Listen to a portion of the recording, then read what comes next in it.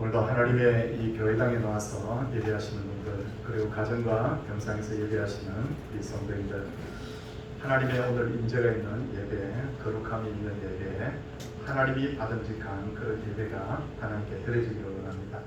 옆에 분들과 우리 잠시 인사하겠습니다. 잘 지내셨습니까? 반갑습니다. 네. 이제 우리 모두 묵상 기도함으로 하나님께 예배를 드리도록 하겠습니다.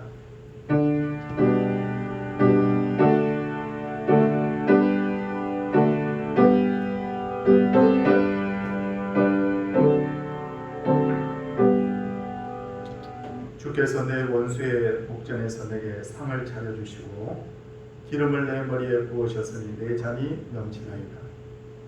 내 평생의 선하심과 인자하심이 반드시 나를 따르리니 내가 여호와의 집에 영원히 살리로다. 아멘. 사도신경으로 우리의 신앙을 고백하겠습니다. 나는 전능하신 아버지 하나님 천지의 창조주를 믿습니다.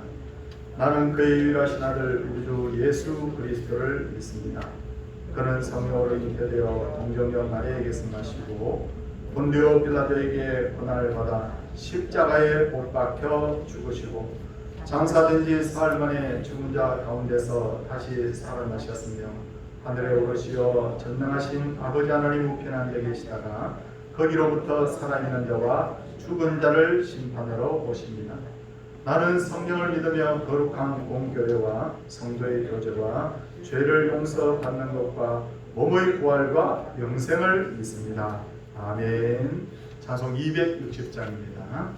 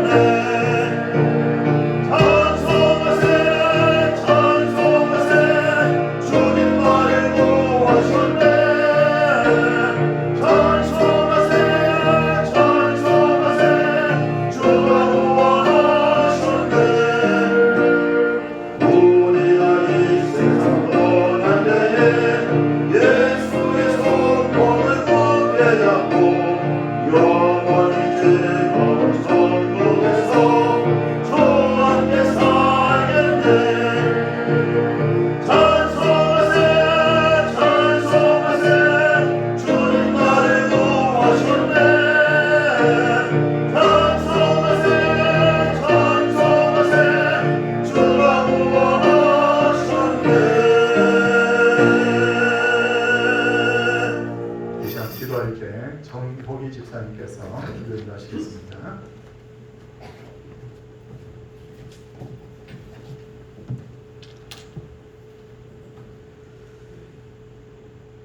만물의 주이신 하나님, 아침 저녁으로 산사람이 느껴지는 계절 가을이 왔습니다. 만물을 운행하시듯이 언제나 변함없이 우리와 함께 하시는 주님을 찬양합니다. 아버지 하나님, 나의 힘이요 노래가 되시니 감사드립니다. 아름다운 자연에 대하여 천지를 창조하신 주님을 찬양합니다. 추수의 계절을 맞아 들녘에서 여름 내내 땀 흘리며 일해준 농부들에게 고마운 마음을 가지며 신대로 거두게 하시는 하나님의 섭리를 깨닫게 하심을 감사드립니다. 살아계신 아버지 하나님, 우리와 함께 계시어 때를 따라 은혜를 주시며 선하고 복된 길로 인도하시니 감사합니다.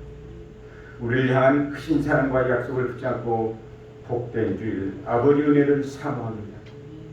사랑의 하나님, 우리의 죄악을 용서해 주시옵소서. 우리는 구원의 크신 감격에 만족하지 못하는 어리석은 자들입니다. 우리들 친히 성령의 은혜로 붙들어 주옵소서. 사랑의 하나님, 지금은 더욱 기도할 때입니다. 그리스도 안에서 주님과 영적인 교제를 통해 내 힘이 아닌 주님이 주시는 그 힘과 능력으로 살아갈 때입니다. 내 안에 그리스도의 영이 충만하지 못함을 고백합니다. 세상의 안목과 세상적인 평범만을 추구하며 살아가는 정욕을 용서해 주시고 주님의 뜻을 따라 살아가게 하옵소서.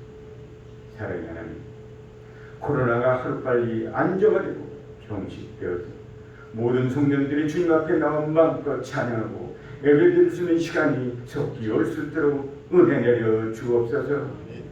세계가 코로나 인해 선교 활동에 많은 어려움을 겪고 있습니다. 전 세계에서 열심으로 사역하시는 선교사님들의 기억해 주옵시고 선교 사역지의 양적 질적으로 더 풍하고 선교의 원동력이 될 수 있는 환경들이 열려지게 하옵소서. 우리 한국교회가 세계 선교사의 중심으로 세워지게 하옵소서. 은혜와 긍휼의 하나님, 오늘도 몸과 마음이 병들어 아픈 상처 불안고 눈물로 부러지는 주님의 자녀들을 보살펴 주옵소서. 치유의 은혜를 베풀어 주시고 회복의 은혜를 체험하게 하옵소서. 주님의 손으로 친히 안수하셔서 모든 질병이 옮게 되는 놀라운 역사가 임하게 하옵소서. 이 시대를 살아가고 있는 하나님의 귀한 자녀들이 아름다운 연합을 이루게 하옵소서. 그의 협력하여 선을 이루시는 하나님의 능력으로 영적 전투에서 늘 승리하게 하옵소서. 예수님의 십자가 아래에 하나님의 감격을 누리며 강구하는 모든 기도 제목들이 응답받게 하옵소서. 이 시간 말씀을 전하신 목사님께 크신 은혜로 함께하시고 영육간의 강건함을 허락하사 말씀을 전하실 때 큰 능력이 나타나는 은혜의 시간이 되게 하옵소서. 말씀을 사모하는 마음으로 예배드리는 모든 성령들에게 큰 복을 내려주시옵소서. 오늘 또한 귀한 찬양을 우리 앞에 드리는 정인서 집사님의 귀한 찬양을 또한 받아 주옵소서. 지금 점시간이 마치는 시간까지 홀로 영광 받아 주옵소서. 모든 걸 주님께 의지하고 예수님의 이름으로 기도드립니다.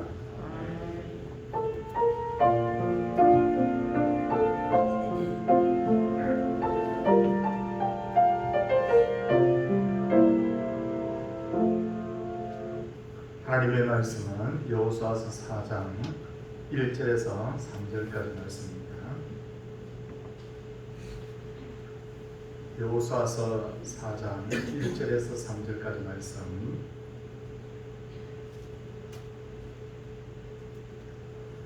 그 모든 백성이 요단을 건너가기를 마치매 여호와께서 여호수아에게 말씀하여 이르시되 백성의 각 지파에 한 사람씩 12사람을 택하고 그들에게 명령하여 이르기를 요단 가운데 제사장들의 발이 굳게 선 그곳에서 돌 12를 택하여 그것을 가져다가 오늘 밤 너희가 유숙할 그곳에 두게 하라 하시니라. 아멘. 이 시간 우리 정인수 집사님 하나님께 찬양 올려드리겠습니다.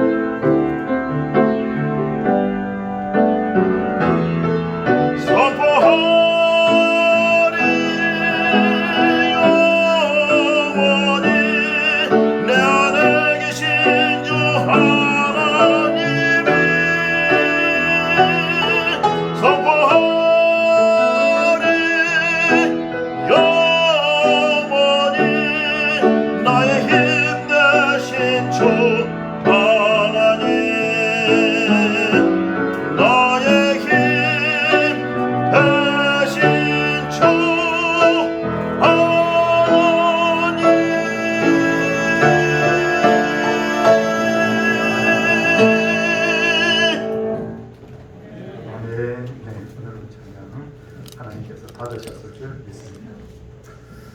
출애굽하여 40년간 광야 생활을 끝낸 이스라엘 백성들은 드디어 젖과 꿀이 흐르는 가나안 땅에 들어가게 되었는데, 가나안 땅을 젖과 꿀이 흐르는 땅이라고 하는 이유는 이 지역이 바로 주변 사막 지역에 비해서 사람이 살기 좋은 땅이었고, 또 이곳에는 양과 염소를 통하여서 젖을 얻고 열대 과일인 대추 야자 열매에서 나오는 꿀을 법촉히 얻을 수 있는 땅이었기 때문입니다.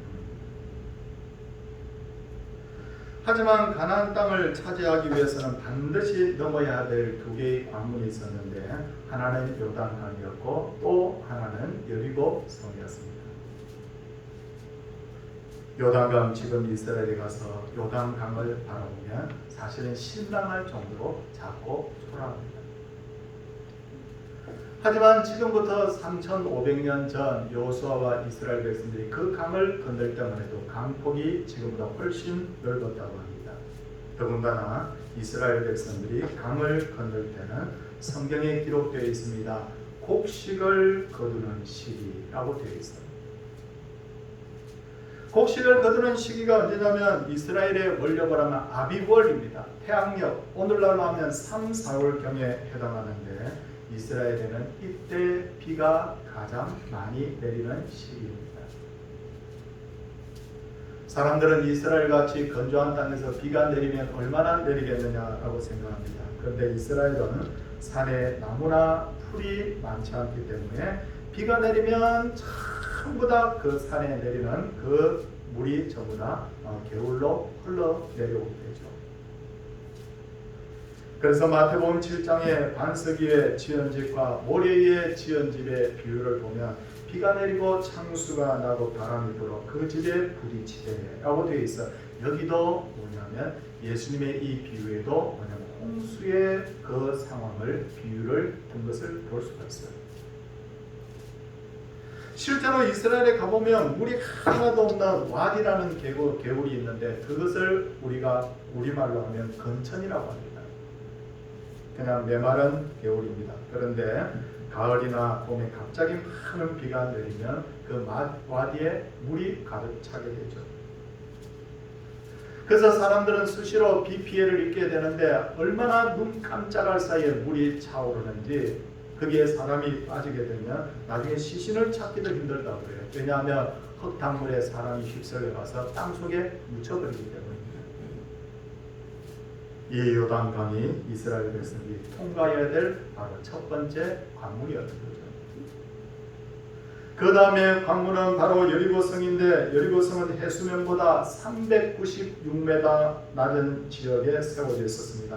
그러다 보니 땅을 파면 물을 쉽게 얻을 수 있는 그런 오아시스와 같은 곳이었습니다. 여리고성은 요단 서쪽으로 8km 정도 떨어져 있는 곳으로서 토질이 기름지고 또 이곳에 열대과일이 풍성했기 때문에 고고학자인 브라이언트 우드라는 사람은 사막 한가운데 녹색 카펫을 깔아놓은 것 같은 그런 도시였다라고 그렇게 설명하고 있습니다. 거기다가 성을 딱 여리고성을 만들어놨는데, 이 여리고성이 남쪽 관문 역할을 하는 거예요. 그래서 애국과 요르단을 연결시켜주고 있기 때문에 이스라엘 백성들은 반드시 이 관문을 지내야만 했습니다. 요단강과 여리고 성이 이 성만 무사히 통과할 수 있다면 가나안 정복 50%는 끝났다고 봐야 합니다. 제일 어려운 것입니다. 하지만 하나님의 주시는 복은 그저 얻어지지 않아요. 하나님이 주시는 복은 준비된 자에게 임하시는데, 요단강과 여리고 성을 통과하기 위해서 이스라엘 백성들이 준비해야 될 것이 있습니다. 어떤 것일까요? 제일 첫 번째 준비해야 될 것, 여호수아와 이스라엘 백성들은 적극적인 순종의 마음을 준비를 해야 됐습니다. 여호수아서 3장 1절을 보면 요단강과 여리고성을 점령하기 전에 하나님으로부터 명령을 받은 여호수아는 그 딱 1절에 보면 뭐라고 되었나, 아침에 일찍이 일어나서 라고 그렇게 되어 있습니다. 아침에 일찍 일어났다는 것은 하나님의 말씀으로 준행했다는 것인데 바로 적극적 순종을 원하는 거예요. 내가 일을 할까 말까 이렇게 망설이지 않았다. 망설이면서 시간 보내지 않고 아침에 일찍 일어나서 하나님의 명령에 적극적으로 순종했다는 것을 볼 수가 있어요. 우리가 세상 살아가면서 일을 처리할 때는 최대한 신중해야 되죠. 많이 기도해야 됩니다. 생각도 많이 해야 됩니다. 그런데도 불구하고 하나님의 뜻이 분명치 않을 때 우리는 하나님의 뜻을 기다려야 돼요. 근데 하나님의 뜻이 분명하다고 확신을 하는 그 순간에 우리에게 가장 필요한 것이 뭐냐면 바로 적극적 순종이라는 거예요. 믿음의 선지들의 공통점이 뭐냐면 바로 적극적 순종이 있었어요. 성도님들, 제가 지금 예를 두 가지 들겠습니다. 창세기 22장을 보면 하나님께서 아브라함에게 내 독자 이삭을 바치라 그렇게 했습니다. 100세 얻은 아들입니다. 얼마나 귀한 아들입니까? 그런데 그 다음 성경 구절에 보면 뭐라고 되어 있느냐, 아브라함이 아침에 일찍이 일어나서 라고 되어 있습니다. 뭡니까? 망설이지 않았다는 거예요. 또 하나가 있습니다. 창세기 28장을 보면 꿈에 하나님의 사닥다리를 보고 하나님의 약속을 말씀을 들은 야곱은 그 다음 반응이 뭐냐면 성경에 이렇게 되어 있습니다. 아침에 일찍이 일어나 베개로 삼았던 돌을 가져다가 기둥을 세우고 그 위에 기름을 붓고 하나님 앞에 예배했다고. 하나님의 뜻이 분명할 때는 망설이지 말아야 됩니다. 망설이면 순종하기 어려워요. 성도님들, 너는 누구와 화해하고 용서하라. 이런 부분에 있어서 하나님의 뜻을 우리가 알았을 때 이 갈등할 필요가 없는 거예요. 근데 우리가 나도 모르는 사이에 그 사람 진짜 용서해 줄까? 그 사람 정말 내가 사랑해야 될까? 이렇게 고민하면 용서도 하지 못할 뿐만 아니라 사랑할 수도 없어요. 성도님들, 가족에게 복음 전하는 것 하나님의 뜻입니까? 아닙니까? 이건 100% 하나님의 뜻입니다. 이럴 때 우리가 진짜 내가 이 복음을 전할지 말아야 될지 나중에 할까 혹은 1년 후에 할까 이렇게 계속해서 망설이다 보면 이 복음 전할 때를 놓쳐버리는 거예요. 제가 모든 일에 다 적극적이라 된다는 말씀을 드리고 있는 것이 아니라 하나님의 뜻이 분명했을 때는 적극적 순종을 해야 된다. 적극적 순종을 할 때 하나님이 우리에게 능력 주신다는 것을 우리가 분명히 알아야 됩니다. 둘째로 여호수아와 이스라엘 백성들이 요단강과 여리고 성을 통과하기 전에 제일 그들에게 필요한 것들이 뭐냐면 바로 자신을 정결케 하는 것입니다. 여호수아서 3장 2절 5절을 보면 여호수아가 백성들에게 이렇게 말합니다. 너희는 자신을 정결하게 하라. 여호와께서 내일 너희 가운데 기이한 일들을 행하시리라. 저는 이 구절 사이에 그리하면이라는 단어를 하나 넣었으면 합니다. 너희는 자신을 정결케 하라. 그리하면 여호와께서 내일 너희 가운데 기이한 일들을 행하시리라. 성결이라는 것이 무엇입니까? 더러운 것을 몰아내고 깨끗한 것으로 채우는 것이 바로 성결이에요.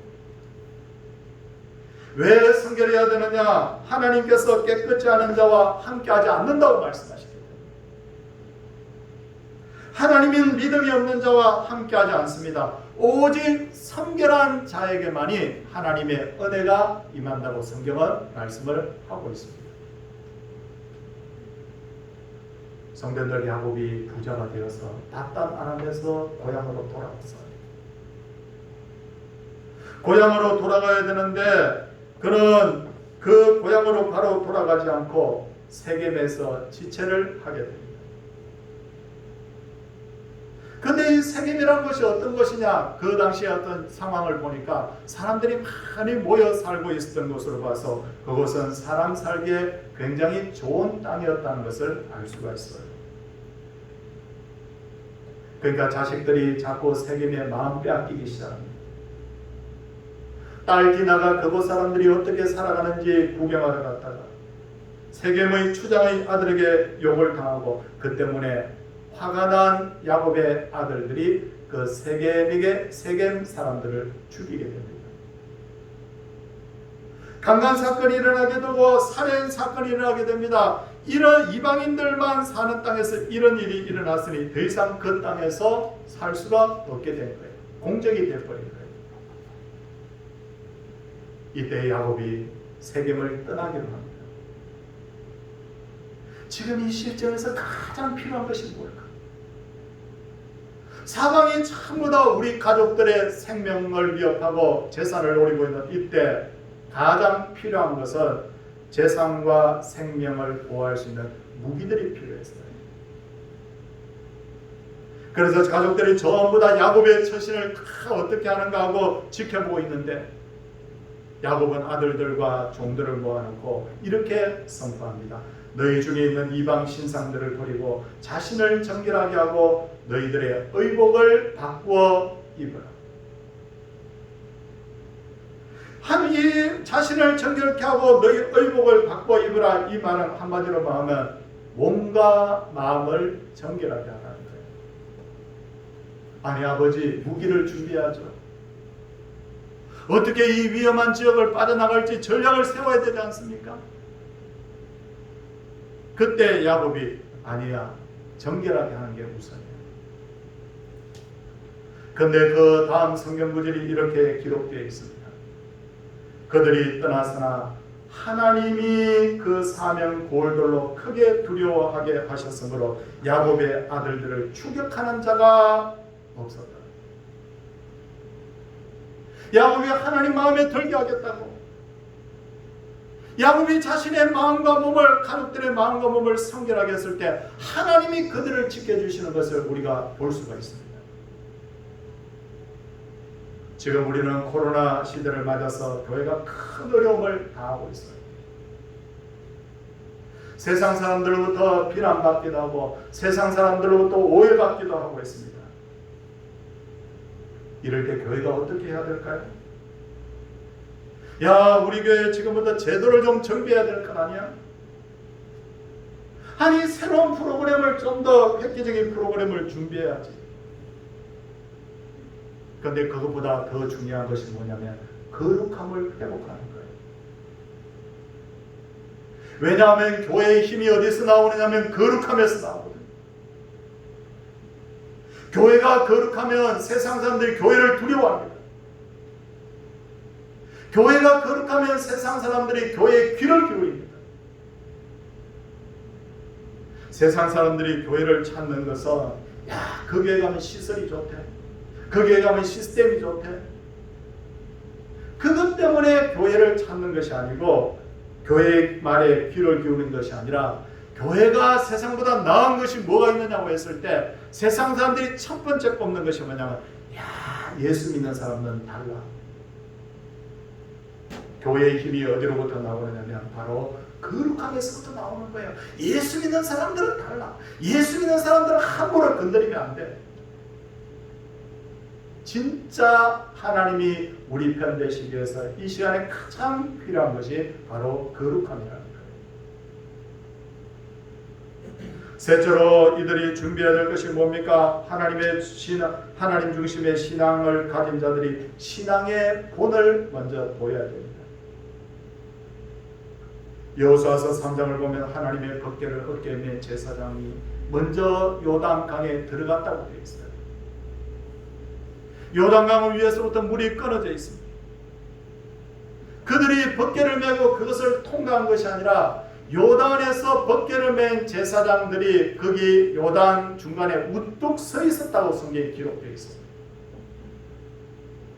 백성들이 다 통과할 때까지 기다렸습니다. 그리고 백성들이 다 통과한 후에 여호수아서 4장 11절에 보면 제일 마지막에 제사장들이 그 강에서 빠져나왔다고 되어 있습니다. 여기서 우리가 착각하지 말아야 될 것은 요단 강물이 제사장들을 보고 거친 것이 아니라 그들이 어깨에 메고 있었던 하나님을 상징하는 바로 그 법궤를 보고 그 강물이 멈췄다는 것을 우리가 알아야 돼요. 성도님들, 이것은 우리의 구원의 원리와도 일치합니다. 왜 우리가 천국에 갈 수 있습니까? 내가 천국에 들어갈 정도로 나 믿음이 좋아. 나는 정직한 사람이야. 선한 사람이야. 하나님을 사랑하기 때문입니까? 아무리 봐도 저는 그렇지 않습니다. 우리들은 그렇지 않아요. 우리들은 감사하기보다도 불평할 때가 많고, 하나님을 신뢰할 때보다도 하나님이 정말 나와 함께 하시는지 의심할 때가 많습니다. 그런데도 불구하고 우리가 넉넉히 천국에 들어갈 수 있는 이유가 뭐냐면, 나를 보고 천국 문이 열리는 게 아니라는 거예요. 내 속에 계시는 바로 하나님의 아들이신 예수님 때문에 천국 문이 열리는 거예요. 나는 뭐냐면 예수님을 마음에 모시고 바로 천국 들어가는 거예요. 나를 보고 천사들이 영접하는 것이 아니라 내 속에 계신 예수님을 보고 그들이 우리를 영접하게 될 줄을 믿습니다.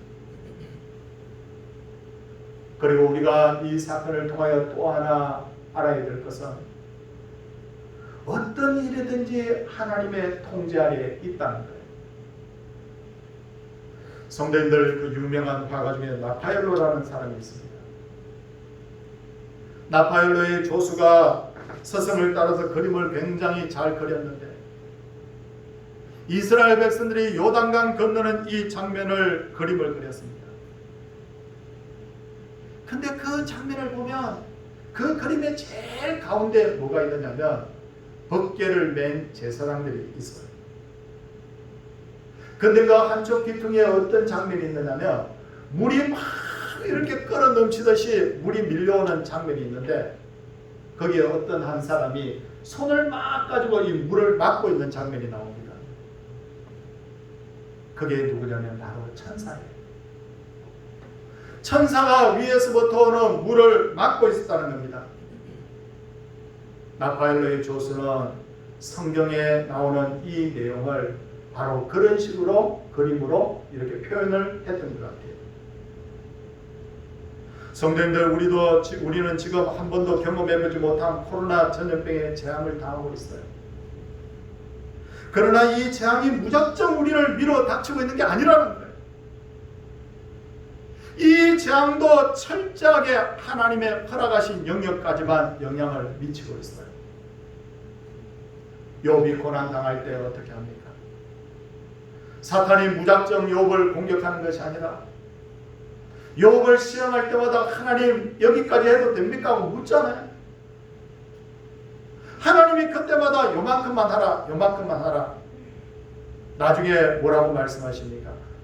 다 빼앗아가도 좋지만 욥의 생명에는 손을 대지 말라. 하나님이 줄로 딱 재워줬어요. 예수님께서 제자들에게 이렇게 말씀하셨습니다.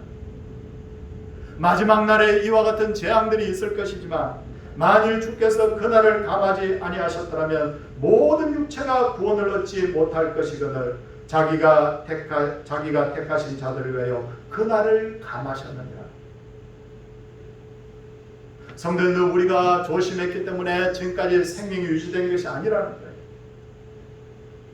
우리가 그렇게 어려운 세상 살면서도 지금까지 안전하게 살 수 있던 것이 내 능력이 아니었다는 거예요. 하나님께서 줄로 재어준 영역만큼, 내가 감당할 수 있을 만큼의 시험만 하나님께서 허락하셨기 때문에 우리가 오늘 여기에 있는 거예요. 하나님 중심의 신앙을 가진 사람들이 이 신앙을 삶을 통해서 나타내야 된다는 거예요. 예수님께서 말씀하셨습니다. 사람이 등불을 켜서 말 아래 두지 아니하고 등경 위에 두나니 이러므로 집안 모든 사람에게 빛이 납니다. 성도들과 가족들에게 우리가 이렇게 신앙의 본을 보일 필요가 있어요. 말씀의 법궤를 맨 우리들이 가정에서 교회에서 선포를 하는 거예요. 어떤 경우에도 하나님이 우리와 함께 하십니다. 하나님은 능히 우리가 감당할 만한 시험만 주신다고 성경에 약속하셨습니다. 법궤를 메고 요단강에 가장 먼저 들어간 제사장처럼 우리가 말씀의 법궤를 메야 되는 거예요. 가족들이 아빠 불안해요, 엄마 불안해요 라고 이야기할 때 무슨 말이야? 하나님이 우리와 함께 하셔. 우리가 감당하지 못할 시험 하나님께서 절대 안 줘. 얘들아, 하나님이 우리 편이야. 우리가 법궤를 맨 제사장처럼 말씀의 법궤를 메고 가족들 앞에 우뚝 설 수 있기를 바랍니다. 이제 우리는 후손들에게 무엇을 남겨야 될까요? 교회의 지도자들과 가정이 남겨야 될 가장 중요한 유산은 하나님의 은혜를 후손들로 하여금 기억하게 하는 것입니다. 이스라엘 백성들은 요단강 바닥에서 가지고 온 12개의 돌을 길갈에다가 가져다가 기념비를 세웁니다. 그래서 하나님이 그들에게 베푸신 기적과 은혜를 후손들이 오래도록 기억하게 했습니다. 성도님들, 기억하게 하는 게 굉장히 중요해요.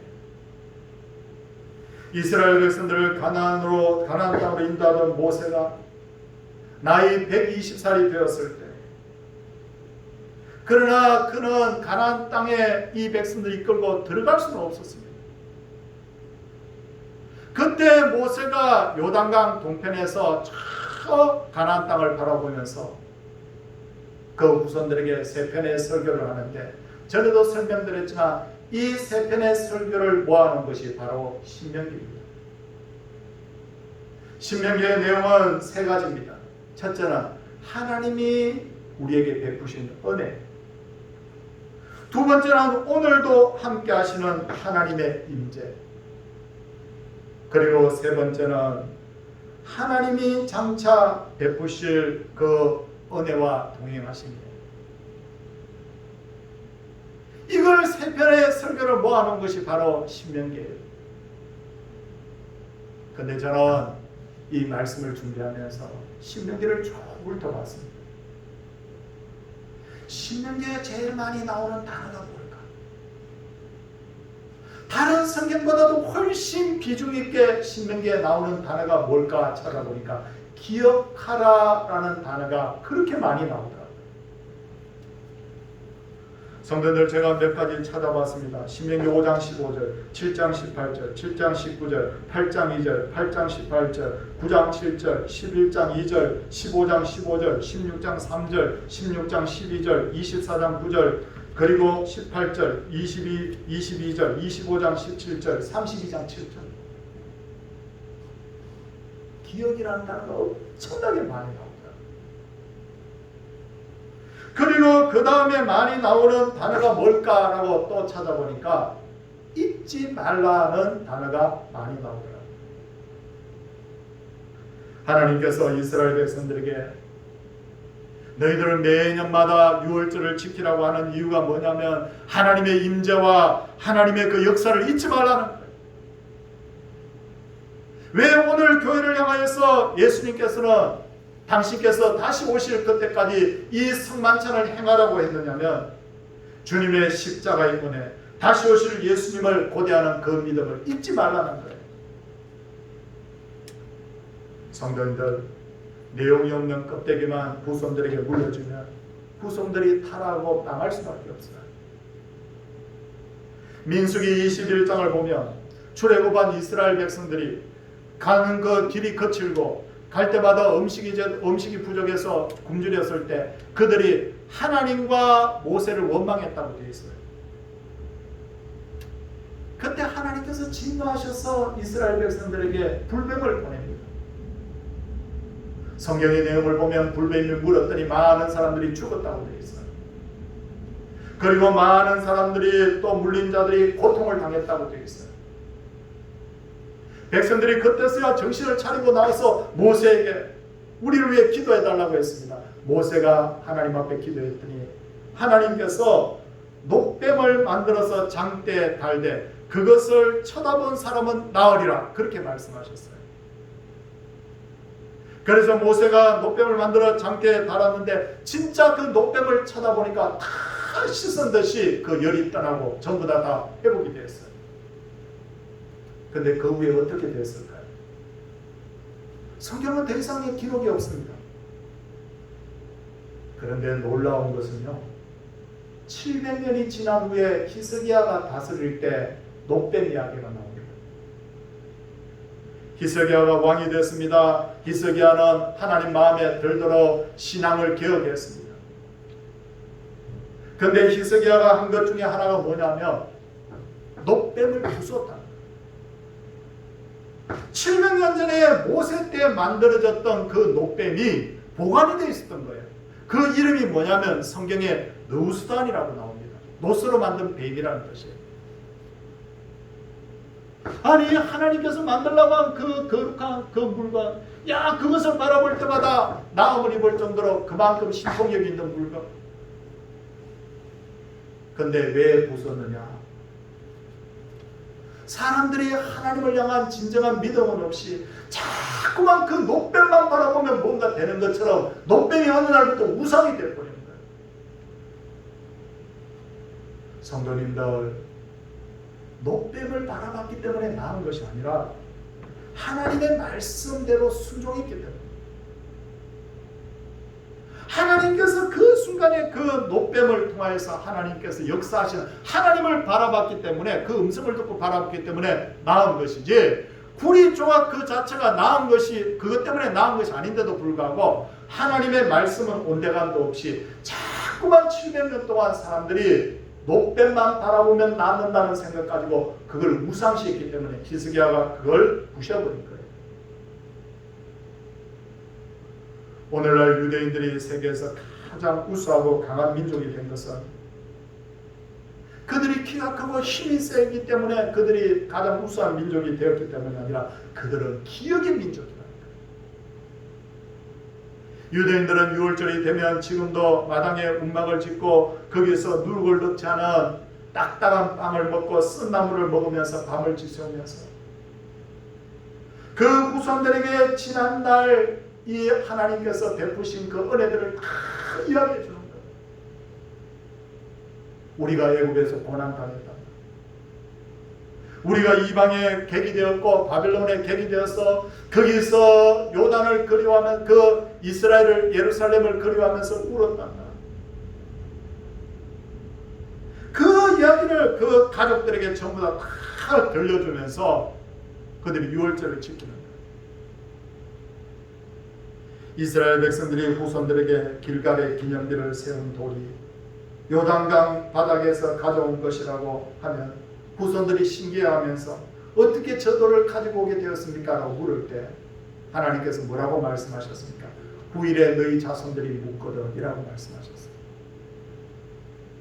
근데 하나님께서 베푸신 그 은혜들을 후손들에게 다 이야기해 주라는 거예요.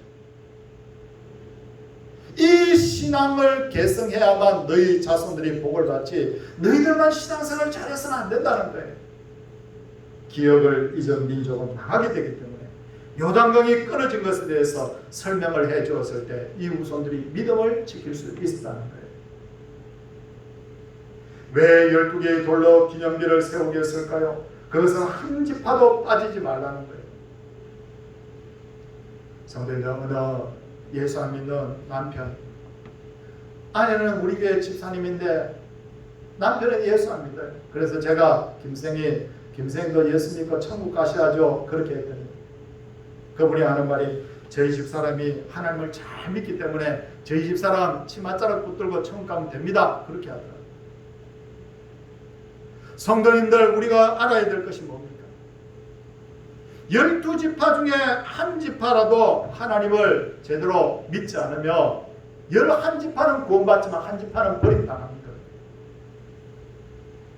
아내가 예수 잘 믿어도 남편이 아내의 믿음으로 천국 갈 수 없고, 부모가 예수 잘 믿어도 부모의 믿음으로 자녀가 천국에 들어갈 수 없다는 거예요. 그래서 하나님께서는 너희 모든 12지파에서 한 지파마다 전부 다 하나씩 돌을 가지고 와서 이 기념비를 만들라고 그렇게 명령을 하신 겁니다. 사랑하는 성도님들, 지금 우리 앞에 요단강과 여리고와 같은 어려운 문제들이 놓여 있습니다. 우리의 신앙생활을 힘들게 하는 문제들이 있어요. 사회생활 하다 뭐 얼마나 신앙 지키기가 힘든지 모릅니다. 거기다가 지금은 어떻게 해야 될지 모르는 이 코로나 위기 속에서 교회가 큰 어려움을 지금 겪고 있는 것이 사실입니다. 그럴 때 우리가 오늘 이 말씀을 기억해야 됩니다. 첫째는 뭡니까? 하나님 앞에 하나님의 뜻을 알았을 때 즉각적인 순종. 두 번째는 뭡니까? 교회의 힘은 어디서 나온다고? 예수 믿는 사람의 힘은 어디서 나옵니까? 거룩함에서 나옵니다. 세 번째는 하나님이 우리와 함께 하시며 하나님이 요단강물을 막으신다는 믿음의 본을 보이는 신앙. 그리고 우리가 꼭 명심해야 될 것이 뭡니까? 우리만 예수 잘 믿는 것이 아니라 정말 후손들에게 이 신앙 물려줄 수 있는 정말 기억하게 하는 그 믿음.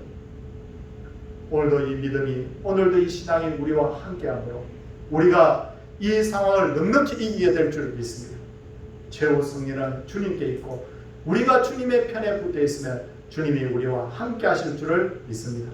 오늘도 모든 성도님들에게 하나님의 능력이 함께 하기를 원합니다.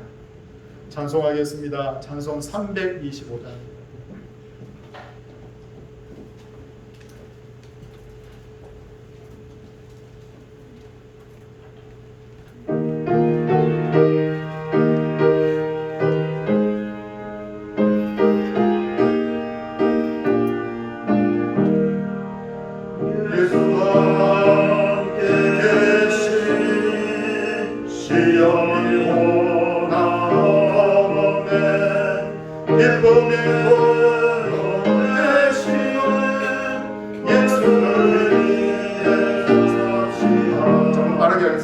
날마다 주를 섬기며 언제나 주를 기리고 그 사랑 안에 살면서 안길로 가지 맙시다.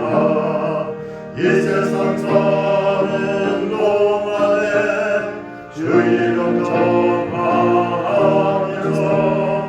무한한 예수를 위해 삽시다.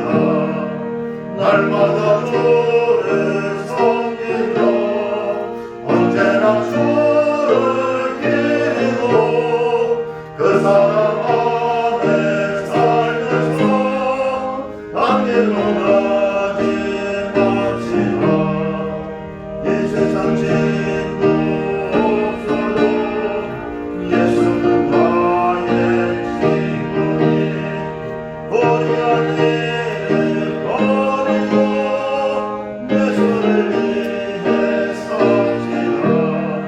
날마다 주를 섬기며 언제나 주를 기리고 그 사랑 안에 살면서 안길로 가지 맙시다.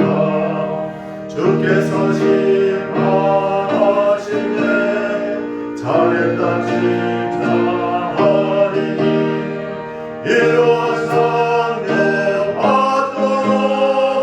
예수를 위해 삽시다. 날마다 주를 섬기며 언제나 주를 기리고 그 사랑 안에 살면서 안길로 가지 맙시다. 주님의 은혜로 온 가족이 즐거운 추석을 보내게 해주셔서 감사를 드립니다. 주여 건강 회복시켜 주셔서 감사합니다. 주님 고맙고 감사합니다. 생일 감사 예물 드리고요. 하나님 범사에 감사드립니다. 하나님 감사합니다. 범사에 감사드립니다. 범사에 감사드립니다. 범사에 감사합니다. 하나님 앞에 귀한 예물들 드렸습니다. 기도하도록 하겠습니다. 하나님 아버지, 이스라엘 백성들이 요단과 여리고성 앞에 그 상황 앞에 놓여 있었던 것처럼 오늘도 이 어려운 상황 속에서 우리가 하나님의 도움을 구합니다. 진짜 우리에게 필요한 것은 어떤 방법이 아니라 하나님을 향한 정말 온전한 믿음, 하나님 앞에서의 우리의 거룩함을 회복하는 것. 그리고 우리가 이 신앙을 우리가 고백하고 후손들에게 이 신앙을 물려주는 것이 우리에게 가장 지금 해야 될 일인데, 어려운 상황일수록 마음을 오로지 하여 마음을 함께하여 이 신앙에 질려갈 수 있도록 은혜 베풀어 주옵소서. 이스라엘 백성들이 요단강을 건넌 후에 길갈에 12개의 돌로 돌비를 세운 것처럼 우리가 이 상황을 다 지난 후에 그때 우리가 그렇게 참 믿음으로 살았노라고 하나님 앞에 돌비를 세울 수 있는 믿음들이 되게 하여 주시옵시고, 그래서 우리가 어려울수록 몸을 움츠리는 것이 아니라 어렵고 힘들수록 다 하나님 앞에서 믿음으로 전진해가는 그런 우리의 신앙인들이 되게 하여 주옵소서. 주님, 특별히 병석에 누워있는 분들 회복되기를 구하고, 특별히 자녀들이 정말 믿음 속에서 잘 되기를 원합니다. 우리 성도님들이 복을 받아서 날마다 평안과 형통함을 누리게 하여 주시옵시고, 요단 강물같이 세상의 노도강풍 몰아쳐도 안연히 거할 수 있도록, 안전하게 거할 수 있도록 하나님께서 우리 성도들에게 평강의 은혜 다하여 주옵소서. 꿈을 가지고 믿음 가지고 기도하는 성도들이 있습니다. 그 기도 소리를 하나님께서 일일이 응답하여 주시옵시고, 기도한 대로 이루어진다는 성경의 원리대로 복을 받게 하여 주옵소서. 사랑해 주님, 오늘도 귀한 예물들 하나님 앞에 올려드렸나이다. 믿음 없으면 절대로 예물 드릴 수 없고, 믿음 없으면 하나님 앞에 나와서 예배할 수도 없는데, 하나님 앞에 예배드리며 헌물드린 귀한 손길들의 주님 복을 다하여 주시옵시고, 드린 11조와 감사예물, 건축 전도 성교예물, 주정예물 하나님 더 기억하셔서 아벨의 제물같이 하나님 앞에 연락되게 하여 주시옵소서. 생일을 맞은 분이 계십니다. 남은 인생 주와 동행하는 에녹의 믿음 되게 하여 주시옵시고, 정말 하나님 앞에 날마다 이 말씀을 들은 대로 순종할 수 있는 믿음 되어서 하나님께서 복을 주시고 또 주시는 인생 되게 하옵소서. 주 예수 그리스도의 은혜와 하나님의 놀라우신 사랑과 성령의 감화 교통하심의 역사가 주의 백성들이 이제로부터 영원토록 함께 있을지어다. 아멘.